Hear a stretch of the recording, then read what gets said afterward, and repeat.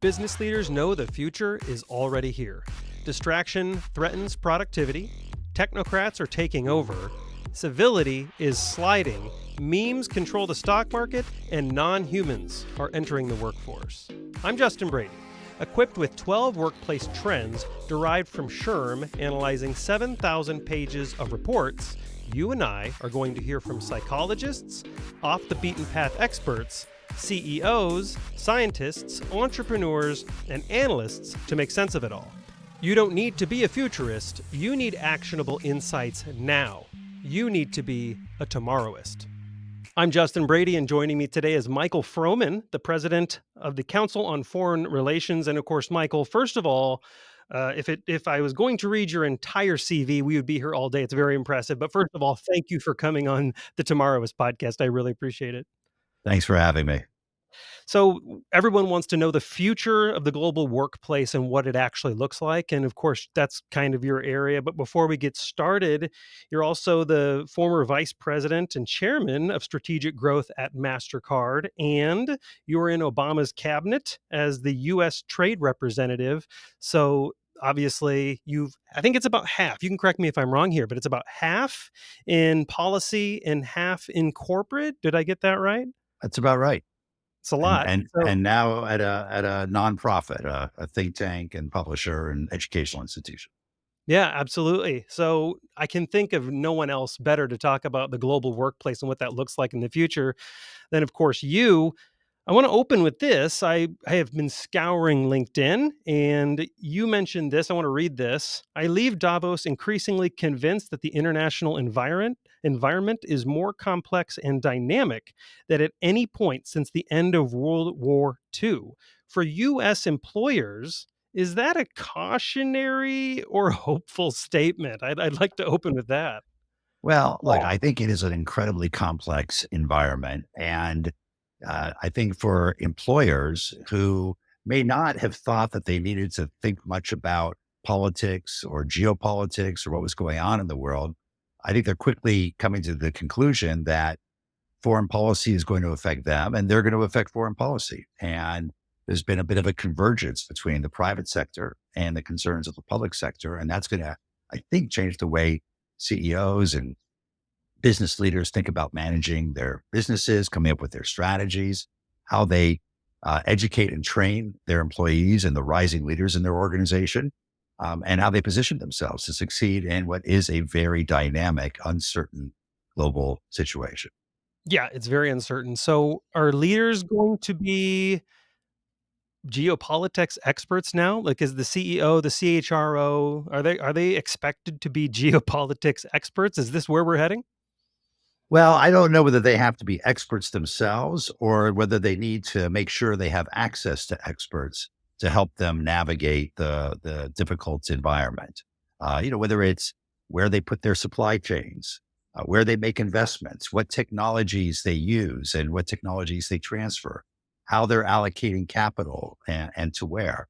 And what do they do with their employees? How do they make sure their employees are positioned to deal with these challenges wherever they sit in the organization?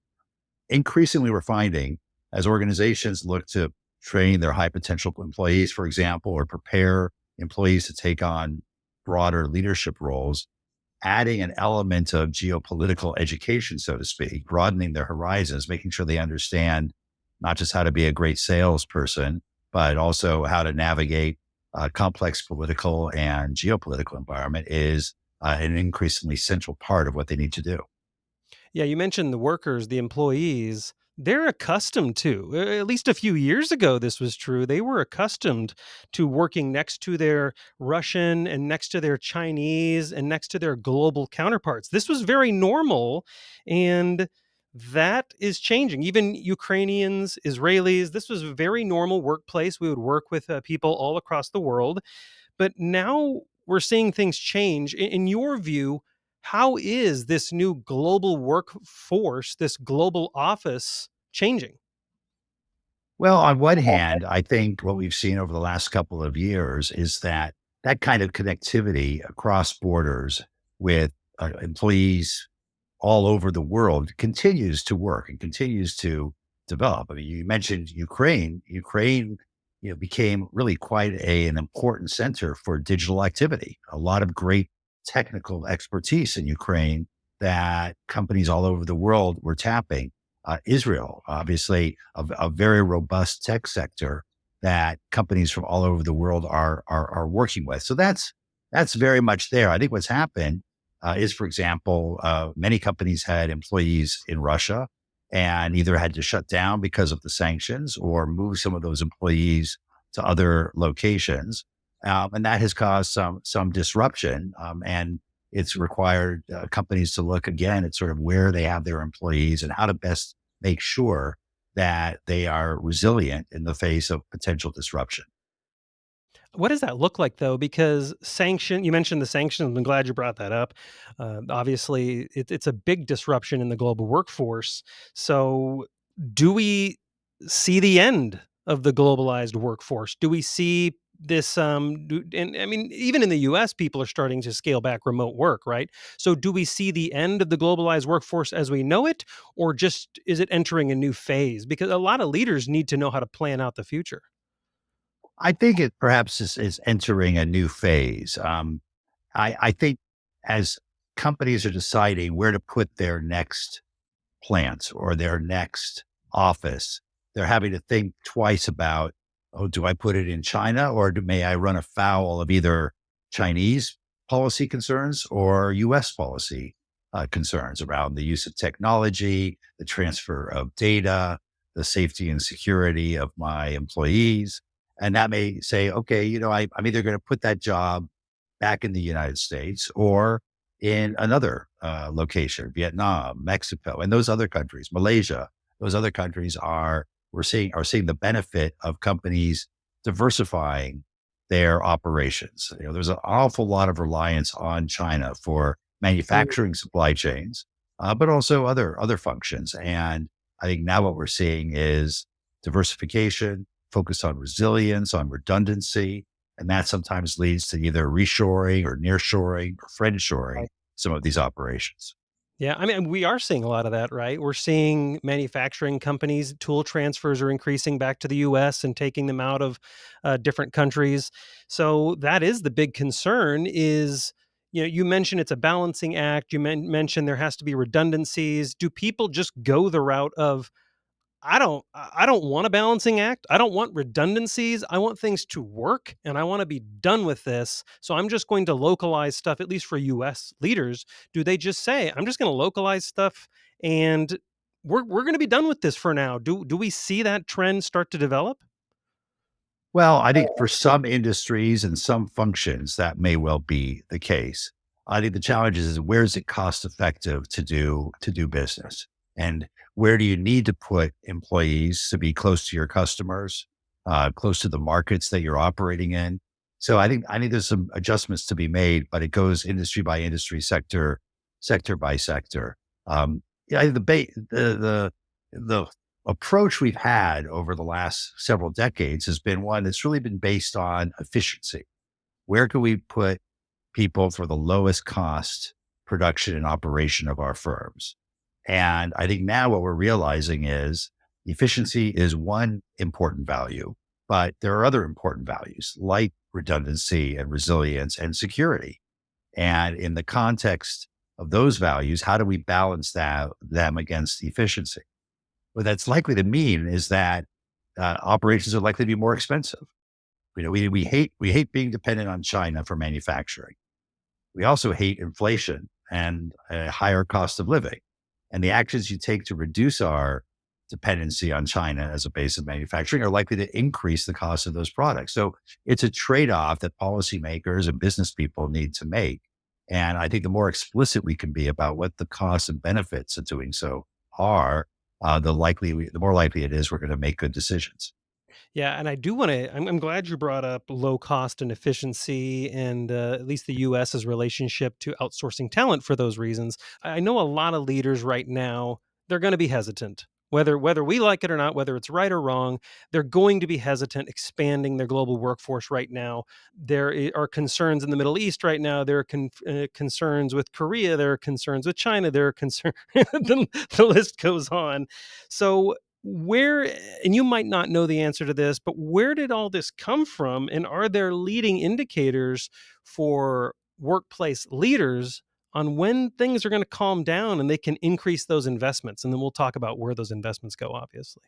Well, I think it's less a question of whether they should invest or can invest, and then rather than the question of where and how. I think look, the economy continues to grow. There's some bright spots all over the world. We shouldn't be terribly pessimistic about the global situation, despite the news and that we read every day or see every day.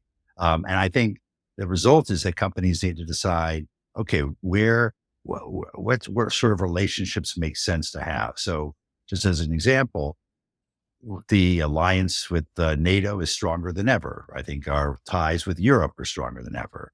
I think our relationship with Japan and Korea is particularly strong right now.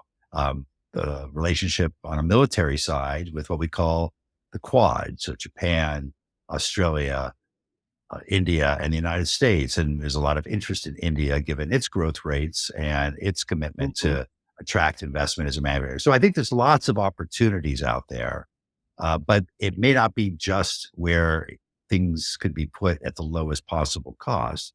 It may be where that analysis, has to be layered by an analysis of where are things secure, where is the relationship strong, and what kind of, again, resilience or redundancy do we need to have a diversified risk portfolio?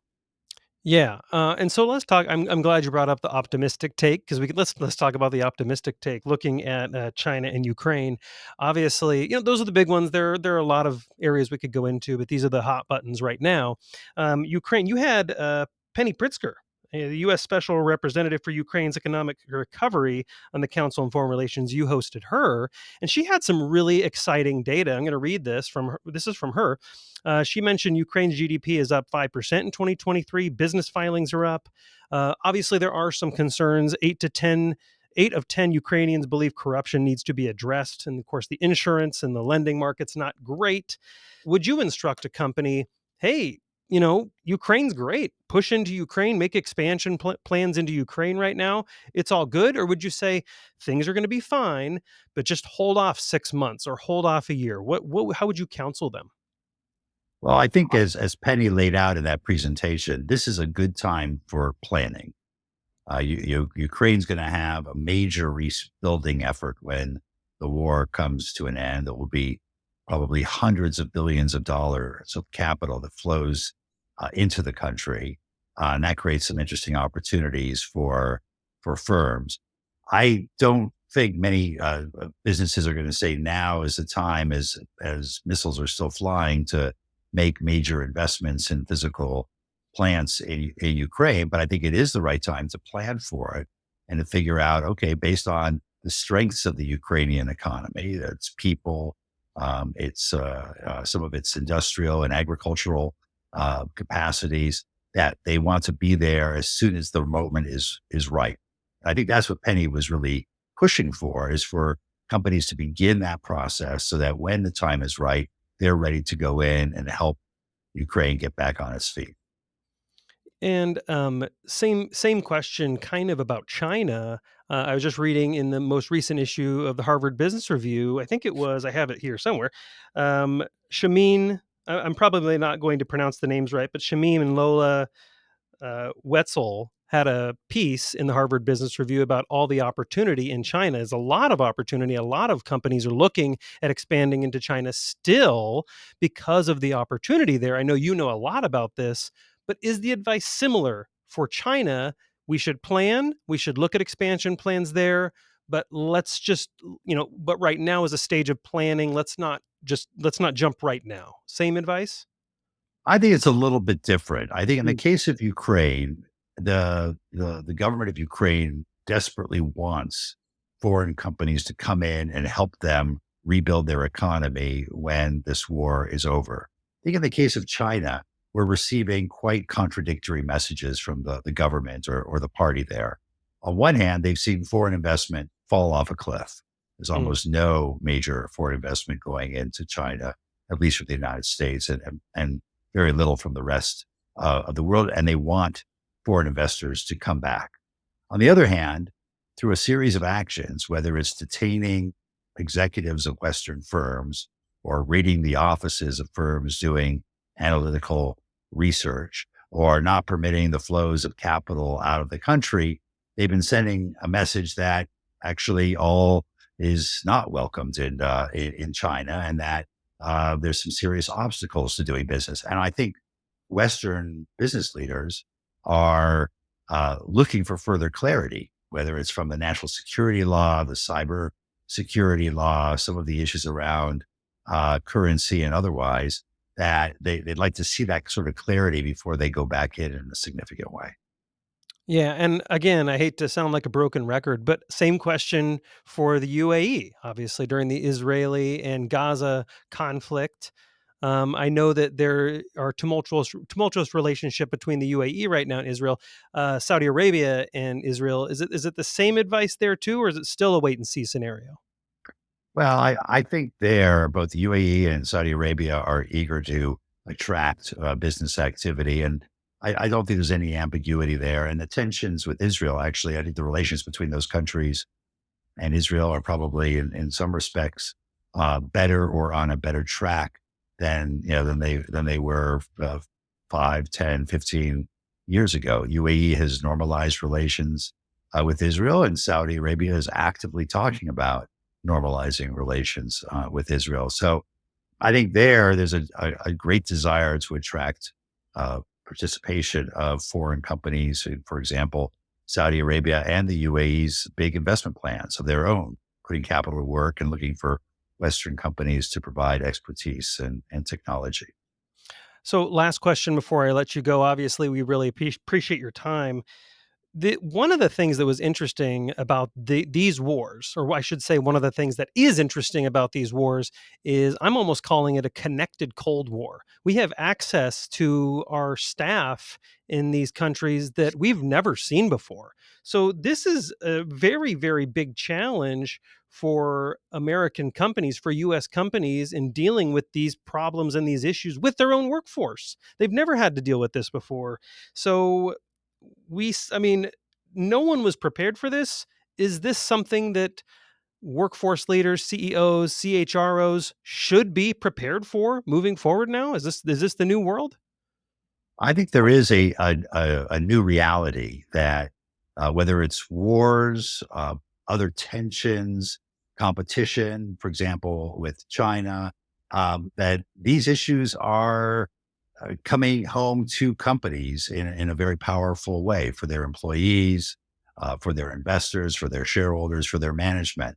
And again, I think it puts a premium on what we're seeing at the Council on Foreign Relations is our corporate members are extremely eager to get in depth into the issues of geopolitics and economics, technology changes that are happening, and how it might play into their strategic determinations and their operations. And I think to your point, it also is an employee issue where employees care deeply about what's going on elsewhere around the world. And so leaders are being called upon to explain, to sometimes take positions, but certainly to understand what's going on around the world and how it affects the company and its employees. And I think figuring out ways of accessing that kind of geopolitical expertise is becoming increasingly critical for them.